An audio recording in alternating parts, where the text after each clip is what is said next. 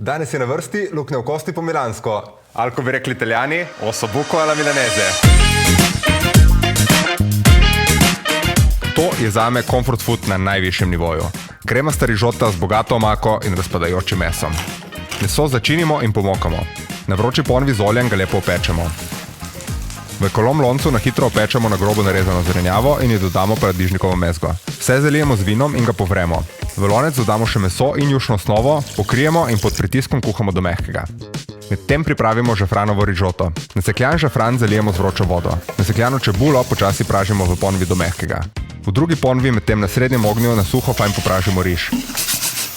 To je zelo pomemben korak. Riž pražimo celih 10 minut. Potem ga zalijemo z vinom, povremo in vse skupaj stresemo k čebuli. Zalijemo žafranovo vodo in potem postopoma zalivamo rižoto z vrelo jušno osnovo, dokler ni kuhan na zob. Še malo. Potem jo odstavimo, pokrijemo in pustimo, da počiva 3 minute. Bočnik odstranimo iz ekolom lonca, tekočino precedimo in po potrebi reduciramo, da dobimo gosto omako. Za kremasto rižoto na koncu vmešamo še hladno maslo in parmezan. S tem ustvarjamo emulzijo vode in maščobe za še večjo kremoznost rižote. Najprej rižota na krožnik, osobuco in konkretno doza bogate omake.